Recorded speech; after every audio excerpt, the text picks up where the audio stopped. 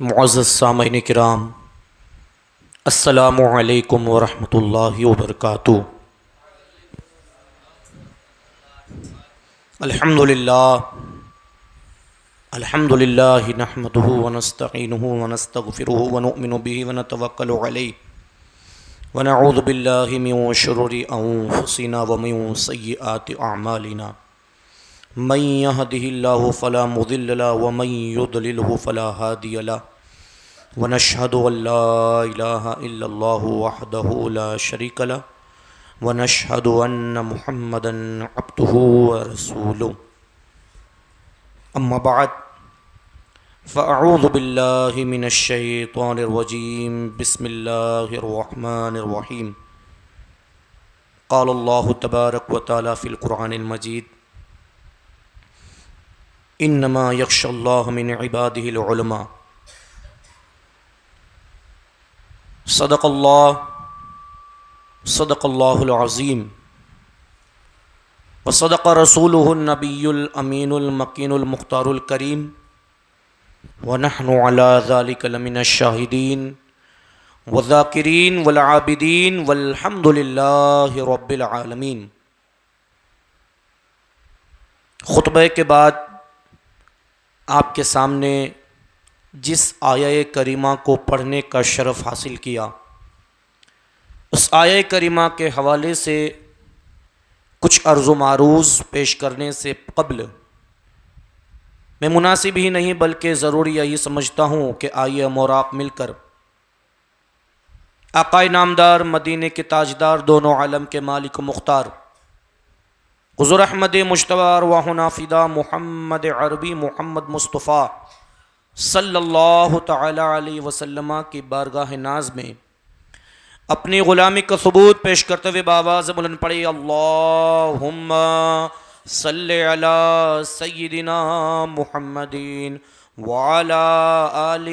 سیدنا محمدین وآلہ واصحابہ وبارک وسلم۔ ایک اور مرتبہ درود پاک پڑھ لیجیے: اللہم صلی علی سیدنا محمدین وعلی آل سیدنا محمدین وآلہ واصحابہ وبارک وسلم۔ ایک اور مرتبہ نبی اور آل نبی کی بارگاہ میں جھوم کر کے درود پاک پڑھ لیجیے: اللہم صلی علی سیدنا محمدین وعلی آل سیدنا محمدین وآلہ واصحابہ وبارک وسلم۔ حضرات، رب تبارک و تعالی قرآن پاک میں ارشاد فرماتا ہے: بے شک اللہ کے بندوں کے اندر جو اللہ سے سچے دل سے جو ڈرنے والے ہیں وہ علماء کرام ہے۔ آج میری تقریر کا عنوان، میری تقریر کا موضوع سخن علماء ربانیین کی تعظیم اور ان کا اکرام ہے، کیونکہ علم دین مصطفیٰ صلی اللہ تعالی علیہ وسلم یہ سیرت مصطفیٰ کا ایک اہم حصہ ہے۔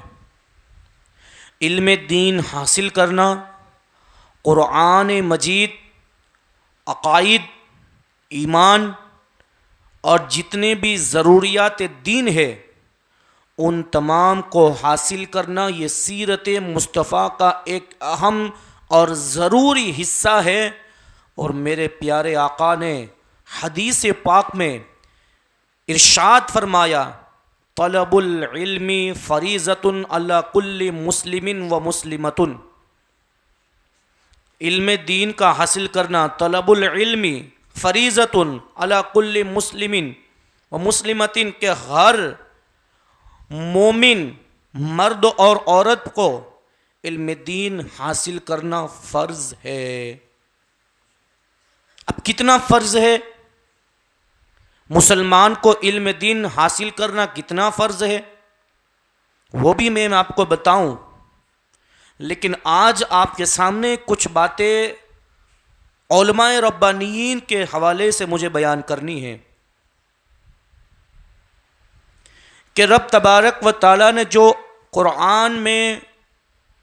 علماء کرام کے حوالے سے آیہ کریمہ نازل فرمائی،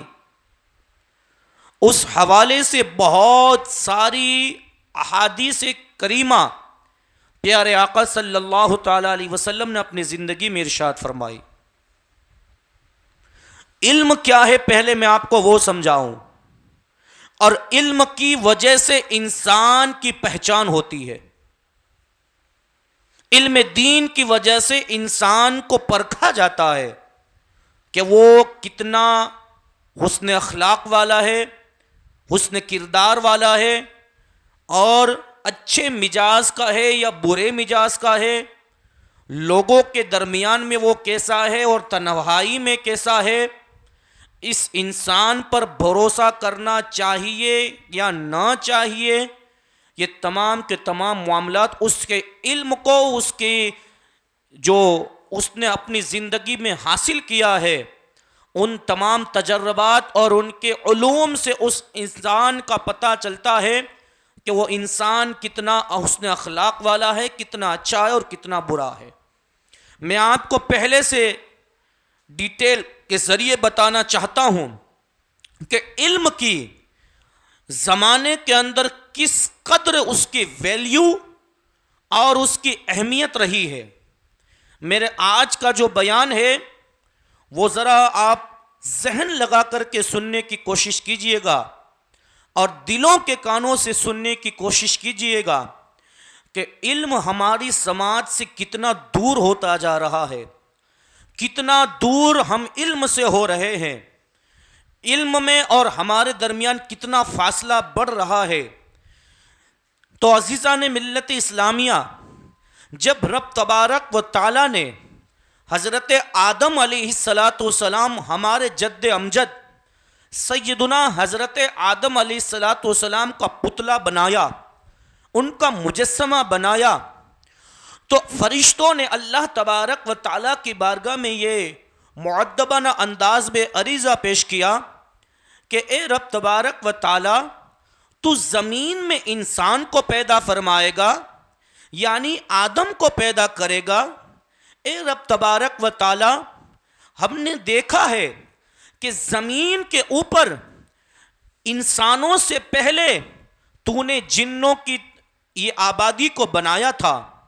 جنات کی نسل کو تو نے دنیا میں آباد کیا تھا۔ تو اے رب تبارک و تعالیٰ، جب تو نے دنیا کے اندر جناتوں کو بنایا، جب ان لوگوں کو پیدا کیا تو انہوں نے خون ریزی کی، چاروں طرف لڑائی جھگڑے کیے، فسادات کیے، خون کی ندیاں بہائی، لڑائی جھگڑے فسادات، ایک دوسرے سے حسد گینا اور دوسرے کو قتل کرنا ہر طرف ان کا ایک پیشہ بن گیا تھا۔ انہوں نے عبادت تو بہت دور کی بات، انہوں نے اپنی بندگی کا صحیح طور پر حق بھی ادا نہیں کیا، اور تو اب ایسے انسان کو پیدا کرنے والا ہے کہ جو زمین پر جائے گا تو فساد برپا کرے گا، زمین پر جائے گا تو وہ ہر طرف وہ لڑائی کو پھیلائے گا، ہر طرف وہ جھگڑے فسادات برائیوں کو اور وہ ہر طرف تکلیفوں کو ہر طرف وہ عام کرے گا۔ عزیزان ملت اسلامیہ، جب فرشتوں نے اللہ تبارک و تعالیٰ کی بارگاہ میں یہ عریضہ پیش کیا کہ اے رب تبارک و تعالیٰ، تو ایسے انسان کو پیدا کر رہا ہے کہ جو زمین میں جانے کے بعد اس کی نسلیں تباہی اور بربادی کا سبب بنے گی اور وہی لوگ فساد برپا کریں گے، کہ اے رب تبارک و تعالیٰ، ہم تیری بندگی کے لیے کافی نہیں ہیں، ہم تیری عبادت کے لیے کافی نہیں ہیں۔ یہ فرشتے اللہ تبارک و تعالیٰ کی بارگاہ میں یہ عریضہ پیش کر رہے ہیں۔ جب رب تبارک و تعالیٰ نے ان فرشتوں کی اس عرضی کو سنا، اس بات کو رب تبارک و تعالیٰ نے سنا، تو میرے پروردگار عالم نے ارشاد فرمایا کہ اے میرے فرشتوں، تمہاری بات صحیح ہے کہ یہ زمین پر جانے کے بعد یہ انسان فساد برپا کریں گے، خون ریزی کریں گے، آپس میں لڑائی اور جھگڑے کریں گے، یہ خون کی ہولی کھیلیں گے، یہ خون سے اپنے دامن کو بھریں گے، یہ ظلم کریں گے، ستم کریں گے، گناہوں میں ڈوبیں گے، لیکن میرے پیارے فرشتوں، میں جو جانتا ہوں وہ تم لوگ نہیں جانتے، جو مجھے علم ہے وہ تم کو علم نہیں ہے۔ تو رب تبارک و تعالیٰ نے ان تمام فرشتوں سے پوچھا کہ میں تم کو ایک ایک کر کے چیزیں دوں گا، تم ان چیزوں کے نام مجھے بتانا۔ جب فرشتوں نے اللہ تبارک و تعالیٰ کا یہ سوال سنا، جب اللہ کا یہ فرمان سنا، تو فرشتوں نے عرض کی اے پروردگار، ہمیں کچھ علم نہیں ہے، ہمیں کچھ علم نہیں ہے، ہاں جو تو نے ہمیں علم عطا فرمایا ہے وہ ہمارے پاس علم ہے، ورنہ ہم اپنی ذات کے حوالے سے ہمیں کچھ علم نہیں ہے، تو ہی سب کچھ علم جاننے والا ہے، تو ہی علیم و خبیر ہے، تجھے ہر چیز کا علم ہے، تجھے ہر چیز کی خبر ہے۔ تو رب تبارک و تعالیٰ نے جب فرشتوں کے اس بیان کو سنا، اس عرضی کو سنا، تو رب تبارک و تعالیٰ نے حضرت آدم علیہ السلام کے سامنے تمام اشیاء کو رکھا، تمام چیزوں کو رکھا، تمام دنیا میں جتنے بھی مشینیں بننے والی تھی، جتنے درخت ہونے والے تھے، جتنے پھل ہونے والے تھے، جتنے اناج ہونے والے تھے، جتنی دھاتوں ہونے والی تھی، جتنا بھی زمین میں جو کچھ ہونے والا تھا، وہ تمام کے علوم کو رب تبارک و تعالیٰ نے حضرت آدم علیہ السلام کی نظروں کے سامنے ان تمام چیزوں کو رکھنے کے بعد اللہ نے حضرت آدم کو وہ علم عطا فرمایا کہ حضرت آدم علیہ السلام ان تمام اشیاء کے نام گنواتے رہے، اور گنواتے قیامت تک جتنی چیزیں بننے والی ہے یا جو بن چکی ہے، ان تمام کے تمام نام کو حضرت آدم نے اللہ کے علم کو دینے کی وجہ سے وہ بیان کرتے رہے۔ رب تبارک و تعالیٰ نے فرشتوں سے یہ ارشاد فرمایا کہ دیکھا میرے فرشتوں، آدم کو میں نے ایسا علم عطا فرمایا ہے کہ اس علم کو جب اس کی اولاد پکڑ لے گی، جب اس علم کو اس کی اولاد حاصل کر لے گی، تو میں ان تمام اس کی نسلوں کو فسادات اور گناہوں سے ہمیشہ پاک اور صاف فرما دوں گا۔ آپ لوگوں کے سمجھ میں بات آئی کہ رب تبارک و تعالیٰ نے ارشاد فرمایا فرشتوں سے کہ اگر اس علم کو آدم کی اولاد اگر اس علم کو حاصل کرتے رہے گی، میں اس علم کی برکت سے اس بندے کی زندگی میں برکت عطا فرماتا رہوں گا۔ تو آدم علیہ السلام کا جو مرتبہ بلند ہوا وہ کس وجہ سے ہوا؟ علم کی وجہ سے ہوا۔ رب تبارک و تعالیٰ نے حضرت آدم سے یہ نہیں کہا کہ آدم نماز پڑھ کے دکھاؤ،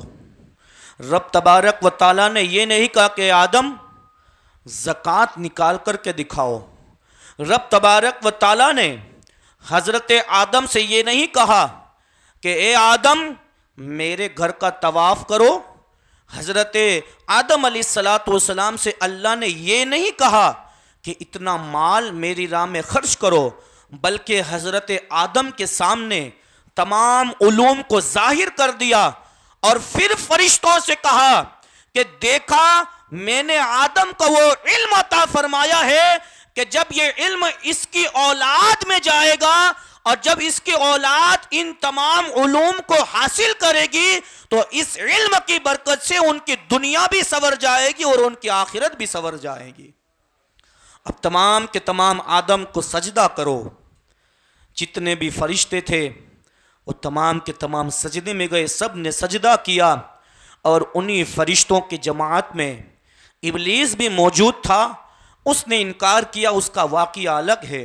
اس پر نہ جاتے ہوئے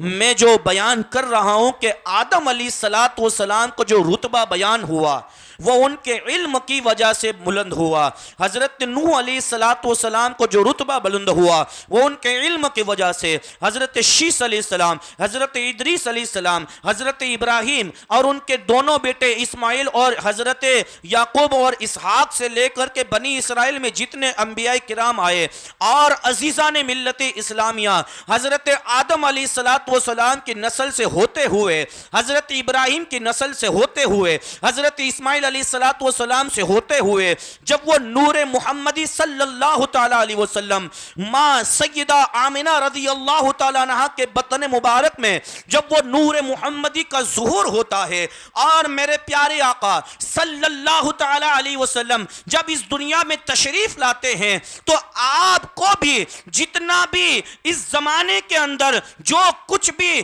اللہ تبارک و تعالی نے جو مرتبے نصیب فرمائے ہیں، ان تمام مرتبوں میں سب سے بڑا مرتبہ یہ ہے کہ اللہ تبارک و تعالی نے اپنے محبوب کو وہ ایسا علم عطا فرمایا کہ قرآن میں فرمایا الرحمن علم القرآن، وہ رحمان کہ جس نے اپنے بندے رسول کریم صلی اللہ تعالی علیہ وسلم کو دین سکھایا، علم سکھایا۔ میرے مصطفیٰ کو رب تبارک و تعالی نے علم عطا فرمایا، تو اس علم کی برکت سے اور اس علم کو میرے مصطفیٰ کریم صلی اللہ تعالی علیہ وسلم نے جب صحابہ کے درمیان بیان فرمایا تو وہ تمام کے تمام صحابہ بھی اس علم کو حاصل کر کے اس زمانے کے بڑے سے بڑے ممتاز اور سب سے اعلیٰ مقام پر فائز ہوئے، اور رہتی دنیا تک جو میرے مصطفیٰ کے علوم کو حاصل کرے گا اللہ تبارک و تعالی اس کی زندگی میں بھی رحمتیں اور برکتیں نصیب فرمائے گا۔ تو علم حاصل کرنا ہر مومن مرد اور عورت پر ضروری ہے۔ کتنا؟ کیا ہر مسلمان عالم بنے؟ کیا ہر مسلمان مدرسے میں جا کر کے عالم، مفتی، حافظ، قاری بنے؟ نہیں، بلکہ ہمیں اتنا علم حاصل کرنا ہے کہ ہم جو ہماری روز مرہ کی جو عبادتیں ہیں اور عورتوں کے تمام جو مسائل ہیں ان کی زندگی کے پاکی اور ناپاکی کے، مرد اپنی پاکی ناپاکی کے جتنے مسائل ہیں ان تمام مسائل کا جاننے والا بن جائے، اور اس کو اتنی تمیز ہو جائے کہ میں کون ہوں، مجھے کس کو ماننا ہے، کس طرح ماننا ہے، کیسا ماننا ہے، کیا چیز حلال ہے، کیا چیز حرام ہے، اور کس کا کیا حق ہے۔ یہ اتنی باتوں کو انسان کو جاننا فرض ہے، اتنا جاننا فرض ہے کہ وہ صحیح سے نماز پڑھ لے،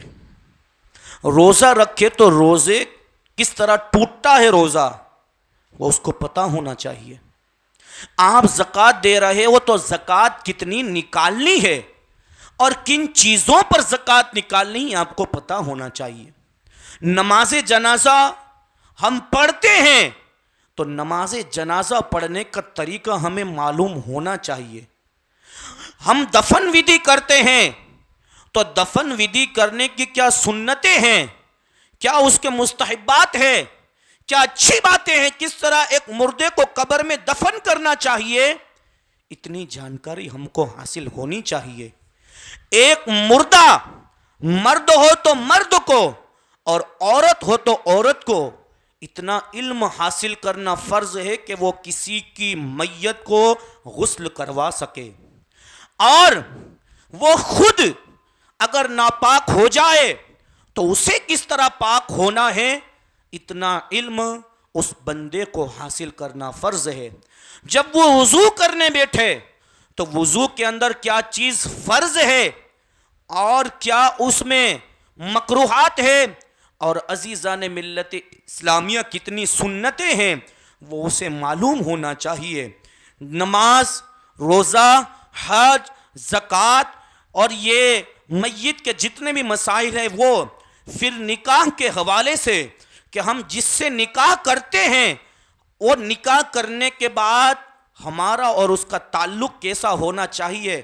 تو عزیزان ملت اسلامیہ ان تمام علوم کا حاصل کرنا ہر مسلمان پر فرض ہے۔ اب جب یہ اتنے علم حاصل کر لے گا تو پھر یہ حضور کے حدیث کے مطابق عمل کرے گا، اور وہ اتنا جانکار بن جائے گا کہ اس کو اپنی زندگی میں وہ روزمرہ کی عبادتیں جو کرتا ہے وہ ان تمام چیزوں کے مسئلوں کا وہ حل کر لے۔ جو ہم روز عبادتیں کرتے ہیں اس میں ہمیں جانکاری حاصل ہو جائے۔ لیکن آج آپ حالت دیکھیں مسلمانوں کی کہ بہت سارے ایسے گاؤں ملتے ہیں اور ایسے بڑے علاقے ملتے ہیں کہ جہاں پر نہ قرآن کی تعلیم آباد ہے، جہاں پر نہ اسلام کے فرامین آباد ہے، جہاں پاکی ناپاکی کے کوئی مسئلے کسی کو یاد ہے، جہاں ایک مسلمان کس کو کہا جاتا ہے وہ کسی کو یاد ہے، جہاں سیرت مصطفیٰ کس کو کہا جاتا ہے وہ کس کو یاد ہے، صحابہ کسے کہتے ہیں، انبیاء کسے کہتے ہیں، اولیاء کسے کہتے ہیں، نماز کتنی فرضیں ہیں، نماز کتنی واجب ہے، نماز کتنی سنتیں ہیں، یہ آج اکثر لوگوں کو یہ پتہ نہیں ہوتا کہ کتنی سنتیں موقدہ ہے، کتنی غیر موقدہ ہے، کتنے نوافل ہے، کون سی چیز کرنا ضروری ہے، کون سی چیز کرنا ضروری نہیں ہے۔ آج یہ اکثر ہماری قوم کی حالت ہو گئی ہے۔ اس کی وجہ یہ ہے کہ آج لوگوں نے دین کی طرف مائل ہونے کی بجائے وہ فون کی طرف، وہ سوشل میڈیا کی طرف، یا وہ اپنی مرضی کے مطابق اپنی خواہشات پر عمل کرنے کے لیے وہ دوسری روش پر آ کر کے کھڑے ہو گئے ہیں۔ آج آپ قوم کی حالت دیکھیں کہ دن بدن انسانیت ختم ہوتے جا رہی ہے، عریانیت بڑھتے جا رہی ہے، ننگا پن بڑھتے جا رہا ہے، موبائلوں کے ذریعے سے لوگ نہ جانے کیسے کیسے کام کرتے ہیں۔ یہ دھیرے دھیرے زمانہ یہ پستی کی طرف مائل ہو رہا ہے۔ اگر اس زمانے کو، اگر مسلمان کو اگر سیدھی راہ پر کوئی لا سکتا ہے تو وہ پیارے محبوب علیہ الصلوۃ والسلام کی سیرت پر عمل کرتے ہوئے علم دین کو حاصل کرنا ہے۔ اور اگر آپ اپنی زندگی کے اندر کچھ سدھارا لانے چاہتے ہو تو عالم دین سے وابستہ ہو جاؤ۔ جب آپ عالم دین سے وابستہ ہو جاؤ گے تو رب تبارک و تعالی آپ کی زندگی میں آپ کے کئی مسائل کو حل فرما دے گا۔ مشکات شریف کی ایک حدیث پاک ہے، قیامت کے دن ایک عالم ربانی، ایک بہت بڑا شہید جس نے اپنی جان کو اللہ کی راہ میں قربان کیا، اور ایک سخی انسان، بہت بڑا سخی جو دنیا میں بہت زیادہ سخاوت کرتا تھا، یہ تین، اور چوتھا وہ بندہ کہ جس نے صحیح طور پر حج فرمایا ہوگا، بغیر کسی سے لڑائی جھگڑا کیے، اپنے حلال کی کمائی سے جب اس بندے نے حج کیا ہوگا تو حج کرنے والا ایک عالم ربانی، عالم دین، ایک شہید اور ایک سخی، سخاوت کرنے والا، دین میں زیادہ سے زیادہ دینے والا، ان چار لوگوں کو جنت کے دروازے پر لا کر کے رب تبارک و تعالی کھڑا کرے گا، وہاں پر ان کو موجود فرمائے گا۔ سنیے غور سے مسلمانوں کہ عالم دین کیا ہے، ایک عالم کا مرتبہ کیا ہے۔ میں ان عالموں کی بات کر رہا ہوں جو عالم ربانی ہے، باعمل علماء، ان علماء کی بات نہیں کر رہا ہوں کہ جو پیسے کی لالچ میں آ کر کے اپنے ایمان اور علم دونوں کو بیچ دیتے ہیں، ان کی میں بات نہیں کر رہا ہوں۔ یہ وہ علماء ہیں کہ جو اللہ اور اس کے رسول کی اللہ اور اس کے رسول کے فرمان پر عمل کرتے ہیں اور سیرت مصطفیٰ پر عمل کیا کرتے ہیں، جن کی ہر ادا سنت مصطفیٰ ہوا کرتی ہے، میں ان کی بات کر رہا ہوں۔ تو ان چاروں لوگوں کو جنت کے دروازے پر لا کر کے رب تبارک و تعالی کھڑا فرمائے گا۔ اب جب جنت میں جانے کی باری آئے گی، جنت کے دروازے سے اندر داخل ہونے کی باری آئے گی، تو چاروں لوگوں کے اندر بحث اٹھے گی کہ پہلے جنت میں کون جائے۔ عالم بھی بہت بڑے مرتبے والا، شہادت پانے والا یہ بھی مرتبے والا، حاجی صاحب ان کا بھی بڑا مرتبہ، اور اللہ کی راہ میں سخاوت کرنے والا، ان چاروں کا مرتبہ بہت بلند و بالا ہے. لیکن جنت میں پہلے کون جائے؟ آپس میں لڑائی ہوگی، جھگڑا ہوگا کہ بھائی میں جاؤں. اسی درمیان میں اللہ تبارک و تعالی جبرائیل امین کا ان چاروں کے درمیان فیصلہ کرنے بھیجے گا کہ جاؤ جبرائیل اور چاروں کے درمیان فیصلہ کرو کہ سب سے پہلے جنت میں کون جائے گا. اب جبرائیل علیہ السلام فیصلہ کرنے کے لیے چاروں کے درمیان ان کے سامنے آئیں گے. حضرت جبرائیل علیہ السلام شہید سے فرمائیں گے کہ بھائی شہید، تو بتا کہ تو نے اپنی شہادت کس لیے پائی؟ تو وہ شہید کہے گا کہ میں نے اللہ کی بارگاہ میں اپنی گردن کو کٹوایا اور اپنے جسم کا ہر قطرہ اللہ کی بارگاہ میں بہایا، اور میری جان کو خطرے میں ڈال کر کے اللہ کی بارگاہ میں نے اپنے آپ کے خون کو بہایا. تو میرا بڑا مرتبہ ہے، مجھے پہلے جنت میں جانا چاہیے. حضرت جبرائیل علیہ السلام اس شہید سے فرمائیں گے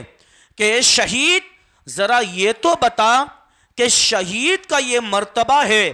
اس کی یہ شان ہے کہ بغیر حساب و کتاب وہ جنت میں جاتا ہے، اس سے کوئی حساب کتاب نہیں ہوتا. اللہ تبارک و تعالیٰ انہیں اعلیٰ علیین میں جگہ عطا فرماتا ہے. ان کی روحوں کو یہ تمام کے تمام فضائل یہ تیرے بارے میں کس نے فرمائے ہیں؟ تو وہ شہید کہے گا کہ یہ جتنے فضائل ہیں وہ تمام کے تمام فضائل مجھے ایک عالم دین نے بتائے تھے. عالم دین نے مجھے بتایا تھا کہ اس کا مرتبہ یہ ہے. اچھا ٹھیک ہے، چلو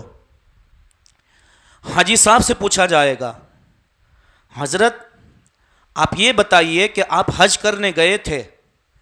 اتنے لاکھوں روپیوں کا خرچہ کیا آپ نے، اب آپ یہ بتائیے کہ حج کے اندر کتنے فرائض ہیں، حج کے اندر کتنے واجبات ہیں، کتنی سنتیں ہیں،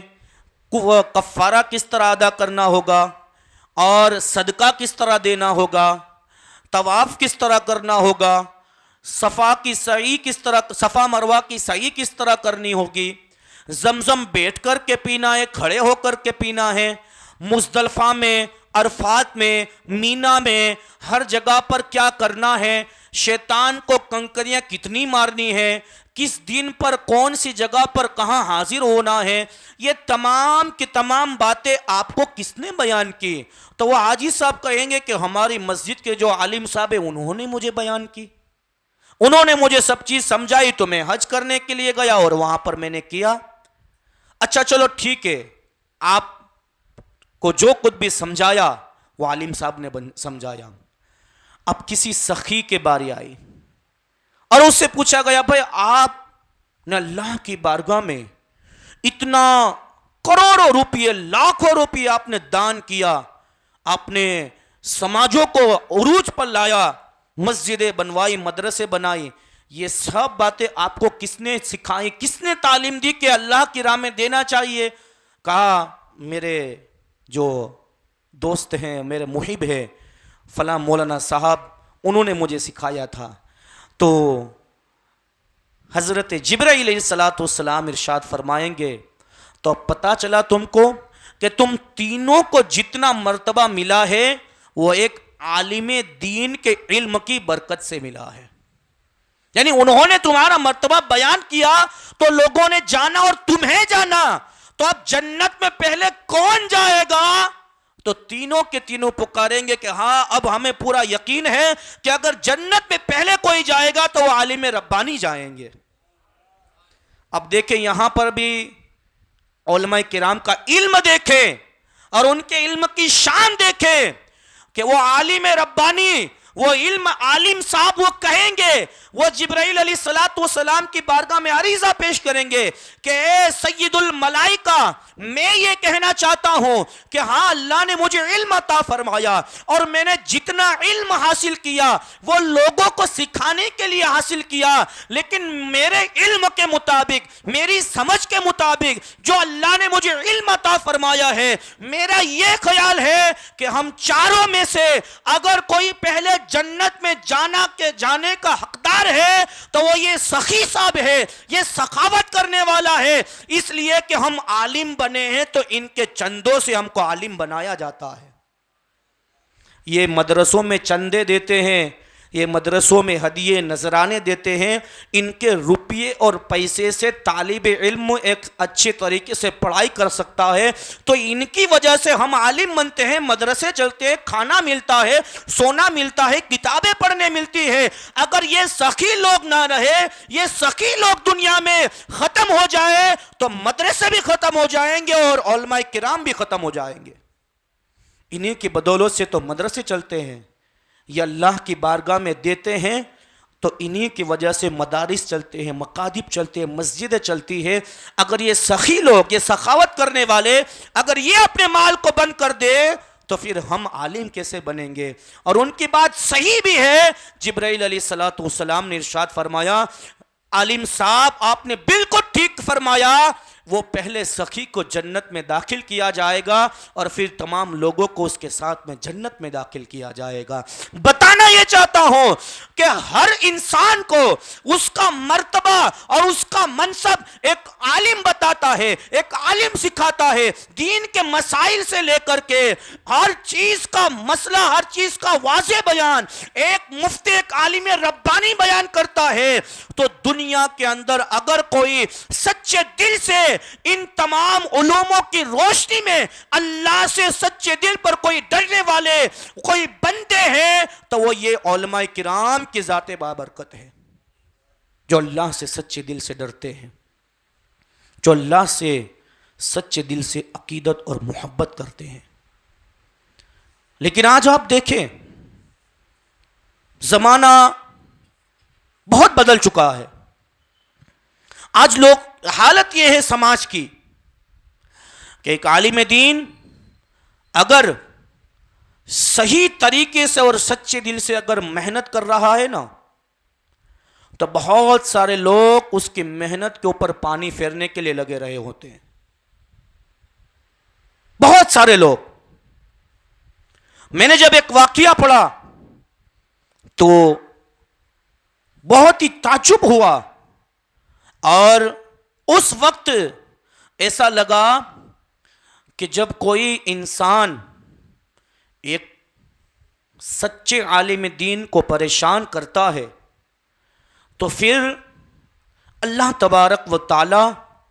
اس کی زندگی کے اندر ایک وقت ایسا بھی آتا ہے کہ وہ بندہ دنیا کے سامنے ذلیل و رسوا ضرور ہوتا ہے، ضرور ہوتا ہے۔ آپ دیکھیں حضرت عمر فاروق اعظم رضی اللہ تعالیٰ عنہ کے زمانے میں حضرت سعد بن ابی وقاص رضی اللہ تعالیٰ عنہ کو آپ نے ایک ملک کے امام کے طور پر، حاکم کے طور پر، غالباً ملک شام کے حکمرانی کے طور پر، امام کے طور پر آپ کو وہاں پر بھیجا کہ جاؤ وہاں امامت کرو اور دین کی تعلیم کو عام کرو۔ جب حضرت سعد بن ابی وقاص رضی اللہ تعالیٰ عنہ وہاں پہنچے اور وہاں پر آپ نے امامت کو انجام دیا تو بہت سارے لوگ آپ کی امامت کی جو ایک انہوں نے سسٹم قائم کیا اس امامت کے ذریعے اور لوگوں کو نماز کی طرف کھینچا، تو دھیرے دھیرے لوگ آپ سے اتنی محبت کرنے لگے کہ پورے ملک شام میں آپ کے ڈنکے بجنے لگے۔ اب کہتے ہیں کہ جب کوئی بندہ سچے دل سے محنت پر آتا ہے تو اس کی ٹانگ پکڑنے والے کچھ لوگ ہوتے ہیں، تو کچھ لوگوں نے پیچھے سے یہ شکایتیں کی کہ یہ ہمارے جو امام صاحب ہیں وہ صحیح طریقے سے امامت نہیں کرتے، اور روپیہ حاصل کرنے کے لیے وہ اپنی لالچ کے لیے لوگوں کو پریشان کرتے ہیں، اور اپنا دھندا چلانے کے لیے، اپنا بزنس کرنے کے لیے وہ امامت کرتے ہیں۔ اور کچھ دن گزرے، سعد بن ابی وقاص نے اس معاملے کو رفع دفع کیا، لیکن ان لوگوں نے اس چیز سے باز وہ نہیں آئے، اور حضرت عمر فاروق اعظم رضی اللہ تعالی عنہ کی بارگاہ میں ایک لیٹر لکھا، ایک خط لکھا، اور اس میں یہ اپنے حساب سے سب کچھ باتیں انہوں نے لکھ دی. وقت سے نہیں آتے، لوگوں پر زور و جبر کرتے ہیں اور بہت زور سے بولتے ہیں، نرمی سے بات نہیں کرتے، وقت کا خیال نہیں کرتے، ہم یہ چاہتے ہیں کہ آپ امام بدل دیجئے. یہ تمام باتیں ہوئی. حضرت عمر فاروق اعظم رضی اللہ تعالیٰ نے جب بعد میں اس کی تلاشی کی تو پتہ چلا کہ یہ بدبخت لوگ ہیں، اور انہوں نے حضرت سعد بن ابی وقاص کو پریشان کرنے کے لیے، ان کو حیران کرنے کے لیے یہ تمام منصوبے بنائے تھے. بہرحال حضرت عمر فاروق اعظم نے وہاں سے ان کو بلا لیا اور ان کی جگہ پر دوسرے امام صاحب کو رکھ دیے، اس لیے کہ معاملہ زیادہ بڑے نہ اور فتنوں کا کوئی اندیشہ نہ ہو. اب وہ حضرت سعد بن ابی وقاص تو وہاں سے چلے آئے، لیکن عزیزان ملت اسلامیہ، ان کی زبان ایسی زبان تھی کہ زبان سے جو نکلتا تھا نا وہ سونے کی لکیر بن جاتا تھا. وہ آئے وہاں سے اور کہہ کر کے آئے کہ میں جا تو رہا ہوں، لیکن جن لوگوں نے مجھے پریشان کیا ہے، اور ان لوگوں میں جو خاص شخص تھا اس کے حوالے سے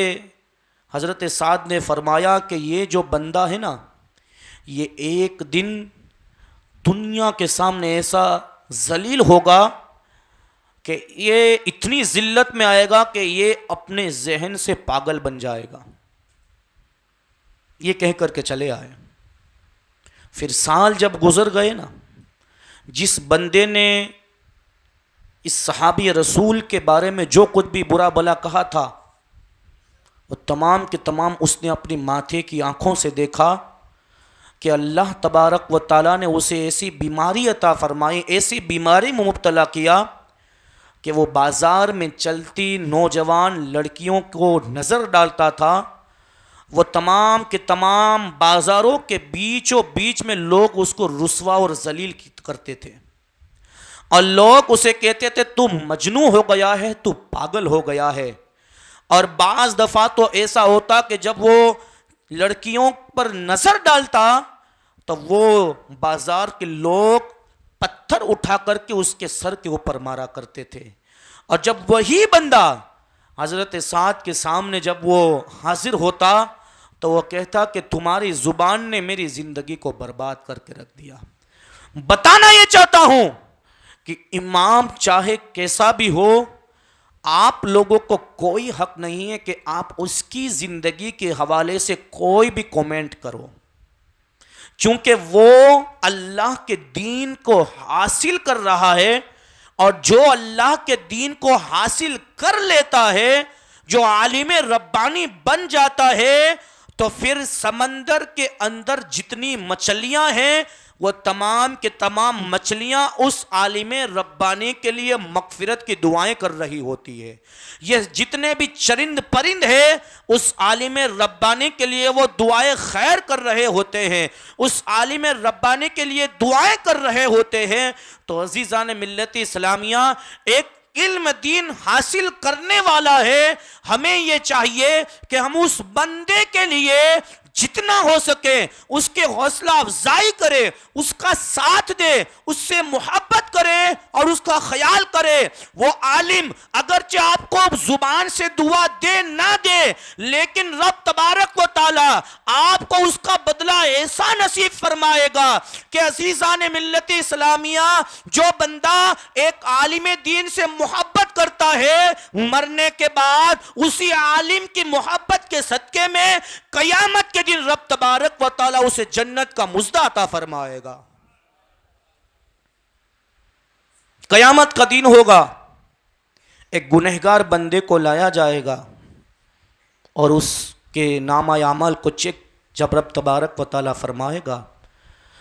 تو نیکیاں کم اور گناہ زیادہ. رب تبارک و تعالی ارشاد فرمائے گا جاؤ فرشتوں اسے اٹھا کر کے جہنم میں ڈال دو. پھر رب تبارک و تعالی اس بندے پر کرم فرمائے گا تو اس سے پوچھے گا رب قدیر کہ بتا تو نے کسی عالم دین سے مصافحہ کیا تھا؟ تو کہا نہیں، میں نے کبھی کسی عالم سے مصافحہ نہیں کیا. رب تبارک و تعالی فرمائے گا کسی عالم دین کی کچھ خدمت کی ہو؟ تو کہا نہیں، میں نے کبھی کوئی سی خدمت نہیں کی. کہا اے بندے کہ تو نے کبھی کسی عالم دین کو کوئی چیز دی ہدیے کے طور پہ، نذرانے کے طور پہ؟ کہا نہیں اے رب تبارک و تعالی، میں نے یہ بھی کسی کو نہیں دیا۔ کہا چل اچھا ٹھیک ہے، کوئی بات نہیں، زندگی میں کبھی کسی عالم دین کے ساتھ تو نے کچھ بھی معاملہ کیا؟ کچھ بھی معاملہ؟ تو وہ عرض کرے گا کہ ہاں اے رب تبارک و تعالی، ایک بار ایسا ہوا تھا کہ ایک عالم صاحب نے میرے گھر سے تھوڑا سا پانی وضو کے لیے منگوایا تھا، وہ مجھے یاد ہے کہ بس وہ تھوڑا سا پانی میں نے وضو کے لیے ان کو دے دیا تھا۔ تو رب تبارک و تعالی ارشاد فرمائے گا فرشتوں، اس گنہگار بندے نے میرے عالم ربانی کی مدد کی ہے، اسی چھوٹی سی مدد کے صدقے میں اس کے گناہوں کو بدل کر کے اچھائیوں میں تبدیل کر دو، اچھائیوں میں تبدیل کر دو اس کے گناہوں کو،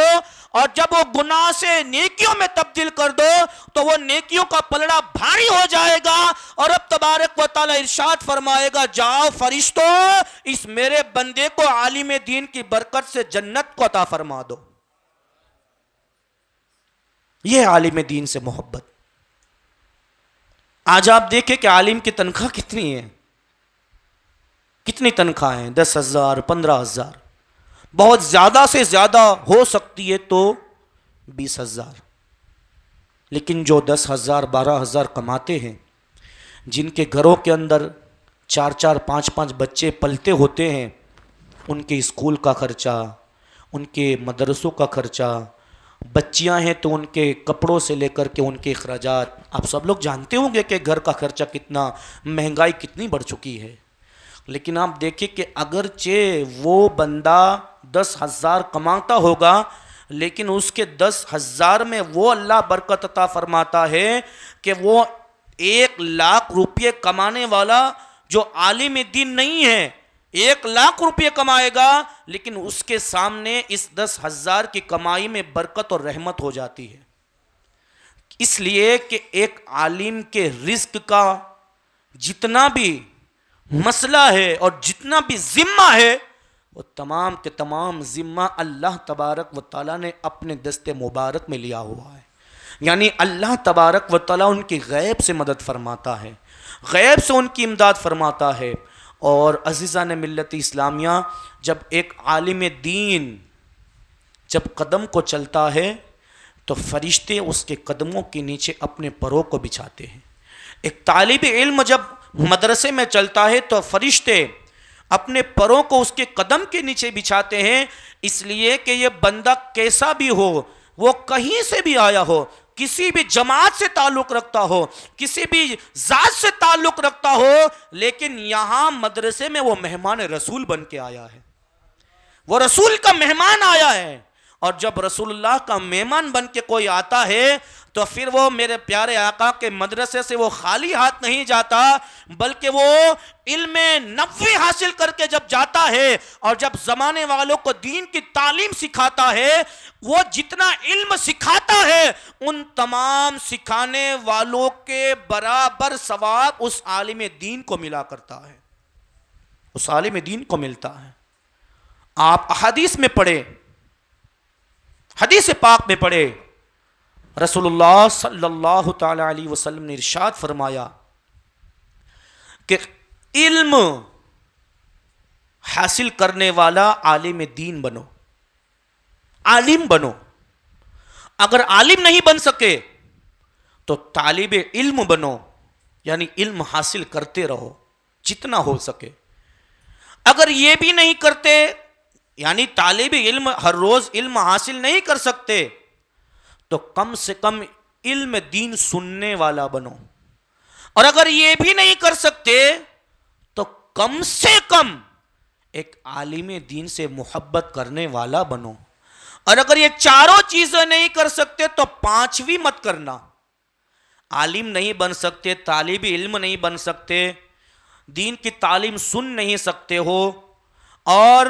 عالم دین سے محبت نہیں کرتے ہو، تو پانچواں مت بننا، یعنی ان سے بغض اور حسد کرنے والا مت بننا۔ اس لیے کہ اگر عالم دین سے بغض، حسد اور کینہ رکھو گے تو سب سے پہلے اس عالم کے پیچھے تمہاری نماز بھی قبول نہیں ہوگی، دنیا بھی بگڑے گی اور آخرت بھی تمہاری بگڑ جائے گی۔ اس لیے عالم دینوں سے محبت کرو، ان سے عقیدت رکھو۔ آپ ان سے محبت ایسی کرو کہ جب آپ ان کو کسی بھی کام کے لیے جب بھی پکارو وہ بندہ آپ کی صدا پر حاضر ہو جائے۔ اس طرح عالم دین سے محبت کرو۔ صحابہ کرام کو دیکھیں آپ، جو صحابہ کرام علم کے حوالے سے بلند ہوتے تھے، جیسے کہ حضرت مولا کائنات شیر خدا، حضرت عبداللہ ابن زبیر، حضرت عبداللہ ابن عباس، یہ تمام جو اکابر صحابہ کرام، حضرت عبداللہ ابن مسعود رضی اللہ تعالیٰ عنہ، یہ تمام جتنے اکابر صحابہ کرام گزرے ہیں علم کے اعتبار سے، زمانے والے ان کے علم کی وجہ سے ان کی بہت زیادہ تعظیم اور عزت کیا کرتے تھے۔ حضرت علی کو دیکھے، حضرت علی رضی اللہ تعالیٰ عنہ نے اپنی زندگی میں بہت سارے فیصلے فرمائے علم کے حوالے سے۔ کوئی بھی مسئلہ کہیں سے بھی کوئی بھی پوچھتا، قرآن سے پوچھتا، حدیث سے پوچھتا، توریت، زبور، انجیل، کسی بھی جگہ سے کوئی بھی مسئلہ پوچھتا، حضرت مولا کائنات رضی اللہ تعالیٰ عنہ ان تمام مسائل کے جواب دیا کرتے تھے۔ حضرت عبداللہ ابن مسعود رضی اللہ تعالیٰ عنہ، وہ مفسر اعظم، وہ محدث اعظم، کہ حضرت عبداللہ ابن مسعود رضی اللہ تعالیٰ عنہ کی اکثر احادیث یہ مسلک حنفی میں بیان کی جاتی ہے۔ آج ہمارا مسلک جو زمانے میں بہت ہی مضبوط اور بلند ہے، اس کی ایک وجہ یہ ہے کہ حضرت امام اعظم ابو حنیفہ رضی اللہ تعالیٰ عنہ نے جو اکثر احادیث کو اپنے مسئلے کے اندر لیا ہے، اپنے مسلک میں لیا ہے، وہ حضرت عبداللہ ابن مسعود کی احادیث کو لیا ہے۔ ان کی احادیث کو آپ نے زیادہ ترجیح دی ہے، اس لیے کہ حضرت عبداللہ ابن مسعود رضی اللہ تعالیٰ عنہ پیارے آقا صلی اللہ تعالیٰ علیہ وسلم کی ذات سے ہمیشہ محبت کرتے اور ان کے ساتھ ہمیشہ رہتے تھے، سفر میں رہتے، حجر میں رہتے، ہر جگہ پر پیارے آقا کی ہر سنت کو دیکھتے تھے، نماز پڑھنے کا طریقہ، قرآن پڑھنے کا طریقہ، ہر اعتبار سے وہ رسول پاک کی سنت کو دیکھتے، اور انہوں نے جو احادیث بیان کی، حضرت امام اعظم ابو حنیفہ نے ان تمام احادیث کو اپنے مسلک میں بیان کیا۔ تو علم دین اپنے بچوں کو بھی سکھاؤ، اپنے بچوں کو ایسا بناؤ کہ اگر تمہارے گاؤں کے امام صاحب موجود نہ ہو تو ہمارا بچہ اتنا علم حاصل کرنے والا ہو جائے کہ وہ میت کو کفن بھی پہنا دے اور غسل بھی کروا لے، وہ نماز جنازہ بھی پڑھا لے، وہ جمعہ کی نماز بھی پڑھا لے اور وہ عید کی نماز بھی پڑھا لے۔ تو عزیزان ملت اسلامیہ، ہمیں سب سے زیادہ اگر اس دور کے اندر کسی چیز پر زور دینے کی ضرورت ہے تو وہ ہے علم رسول اور علم قرآن صلی اللہ تعالی علیہ وسلم۔ قرآن اور رسول پاک کی سیرت اور قرآن کا علم جو ہے، عقائد کے حوالے سے، ایمان کے حوالے سے، پاکی ناپاکی کے حوالے سے ہمارے بچوں کو ہمیں سکھانا ہے۔ اور آپ دیکھنا معززان ملت اسلامیہ کہ جب آپ کا بچہ قرآن شریف پڑھ لے اور پھر جب وہ صحیح طریقے سے نماز پڑھے، پھر وہ اپنے زندگی کے اندر اس قرآن کی تعلیم کو لائے، تو پھر آپ اس بچے کی زندگی کو دیکھنا کہ پہلے کس طرح وہ زندگی گزارتا تھا اور پھر وہ کس طرح زندگی گزار رہا ہے۔ تو عزیزان ملت اسلامیہ، آج بس یہی آپ لوگوں کے سامنے مجھے میسیج پہنچانا تھا کہ رب تبارک و تعالیٰ نے علماء کرام کو جو علوم عطا کیے ہیں، ان علوم کے ذریعے وہ علماء ربانیین بنتے ہیں، وہ خشیت والے بنتے ہیں، وہ استغفار والے، وہ توبہ والے بندے بنتے ہیں، اور انہی علماء کرام کے نقش قدم پر چلتے ہوئے ہم اپنی زندگی کو بھی سنواریں اور ان سے حسد، ان سے بغض، ان سے کینہ نہ رکھے۔ اس لیے کہ اگر کسی سے غلطی ہوتی ہے تو غلطی انسان کی زندگی کا ایک حصہ ہے، اس لیے کہ انسان خطاؤں کا پتلا ہے، ہر کسی سے غلطی ہوتی ہے، عالم سے بھی ہوتی ہے، ہم سے بھی غلطی ہوتی ہے، نمازوں میں بھی ہوتی ہے، دوسرے معاملات میں بھی ہوتی ہے۔ اس لیے کہ انسان یہ خطاؤں سے جڑا ہوا ہے، لیکن ہم اس کی خطاؤں کو درگزر کر کے جو وہ ہمیں اچھی باتیں سکھا رہا ہے ہمیں اس پر غور کرنا ہے، یا ہمیں یہ سیکھنا ہے کہ وہ ہمیں کیا سکھا رہا ہے۔ تو عزیزان ملت اسلامیہ، اللہ تبارک و تعالیٰ کی بارگاہ میں دعا ہے کہ رب تبارک و تعالیٰ ہم سب کو کہنے سننے سے زیادہ عمل کی توفیق و رفیق عطا فرمائے۔ میرے کہنے میں، آپ کے سننے میں کوئی بھی غلطی یا کوتاہی ہو، رب تبارک و تعالیٰ اس غلطی کو اپنے حبیب صلی اللہ تعالیٰ علیہ وسلم کے صدقے معاف فرمائیں۔ استغفر اللہ ربی من کل ذنب و خطیۃ واتوب علیہ، وآخر دعوانا الحمد للہ رب العالمین۔ السلام علیکم ورحمۃ اللہ وبرکاتہ۔ چند اعلانات